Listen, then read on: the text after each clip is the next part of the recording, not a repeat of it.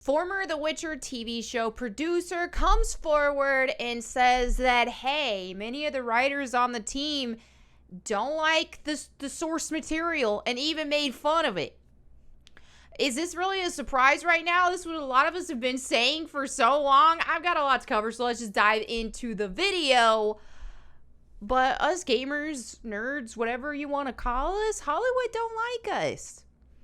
They don't like to give us stories that we actually want to see with our properties. They want to hijack everything we like. This has been the struggle. It's one reason why I made my channel. I'm sick of this crap. But let me go ahead and just start reading this article here. It says, Beau DeMayo, a former producer and writer on The Witcher, has claimed that some writers on the Netflix series actively disliked Andrzej.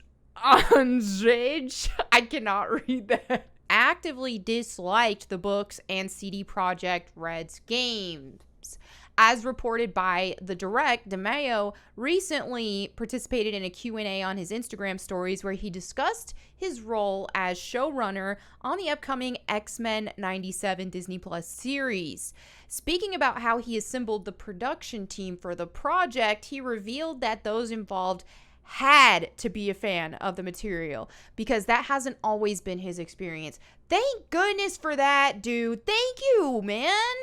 That actually gives me a little bit of hope. But before I dive in deeper, let me give a quick shout out to today's sponsor. Thank you to Hero Wars for sponsoring today's video. And what is Hero Wars, you may ask? Well, it is an online role-playing game on iOS and Android where you can collect and power up your heroes, unlock skills, train your army, and even forge a guild. And with Halloween right around the corner, Hero Wars is celebrating with some sweet prizes. But first, we've got to unlock the portal. We need 10,000 installs to open the portal and get some amazing prizes. The more installs we get before Halloween, the more prizes get sent out, including stuff like Amazon digital gift cards.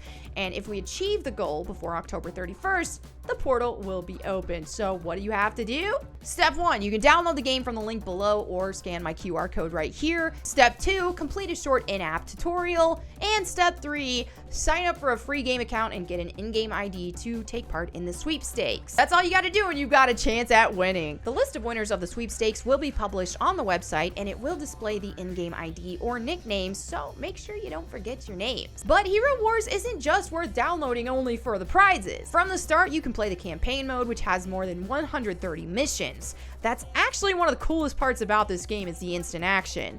There are plenty of things to do in Hero Wars. This game is getting bigger and bigger every day. It is played by more than 100 million players from all over the world. So what are you waiting for? Click that link in the description below or scan this QR code to download Hero Wars and get a chance to win some amazing prizes. Thank you again to Hero Wars for sponsoring this video. Now, back to the video. All right, back to the video. So let's continue the article. I've been on show, namely Witcher, where some of the writers were not or actively disliked the books and games, even actively mocking the source material, DeMayo explained. It's a recipe for disaster and bad morale. Fandom as a litmus test, check egos, and make all the long nights worth it. You have to respect the work before you're allowed to add to its legacy. Oh my gosh, this is the biggest breath of fresh air I have read in the entertainment space in so freaking long. Maybe he can be a success and that will help pave the way, because this has been exhausting as a fan. Just look at my past videos. You'll see so much that I've been ranting about, a ton of other people have, you guys in the comments. It's been a nightmare for us who are fans of stuff to see them completely ruined and disrespected. All right, DeMayo served as a co-producer on 2 episodes of The Witcher's first season and penned another story in the 8-episode block before returning as a writer on the 2nd episode of season 2. He didn't mention any names, and with several changes on the writing team each season, it's unclear who he is taking aim at and whether those people remain on board. Showrunner Lauren Schmidt, his switch originally underscored the importance of the books and the original short stories when crafting The Witcher for Netflix. We're all big fans of the books, she said. We're all big fans of the video games as well, but this is solely based on the books, and that's really where we drew our inspiration from, starting with the short stories. The team behind The Witcher have also previously spoken about the future direction of the show's planned 7 seasons and how the original novels will be the guiding light. Henry Cavill revealed his hopes for season 3 to be loyal to the books, without too much in the way of diversions, especially when it comes to the relationships between the core characters. The 3rd season of the hit fantasy series will bring back Cavill's Geralt, Anya Chalotra's Yennefer, and Freya Allan's Ciri, along with several new key players. The Witcher Season 3 is coming summer 2023, blah, blah, blah, all that stuff. All right, so I'm telling you guys, though, and like everybody knows who is a Witcher fan, is Henry Cavill has been pretty much the only saving grace of what's going on with that whole Witcher show. I can't really dive too much into the show in general because I got bored. So I'll say that much. But this is such a huge pattern we're seeing. We're seeing it in game continuations. My favorite thing to rant about is what happened to Tomb Raider. It has been gutted and transformed beyond recognition. And some people like to clap back and say, but they're fun. The reboot games are fun. And I'm not saying they're not. But are they Tomb Raider experiences? No. And so it's so easy for people who are new to something to walk in and say, I like this. This is fun. Stop complaining. Well, easy for them to say when they weren't fans of the original stuff. So come on, dude. And so you're seeing also on The Last of Us, with this TV show going on, Bella Ramsey, she played Ellie, or she's playing Ellie. The show's producers requested that she didn't play the game before filming. They told her not to. And we even saw like Pedro Pascal. I made a video on this earlier this year where he was saying, nope, didn't play the game.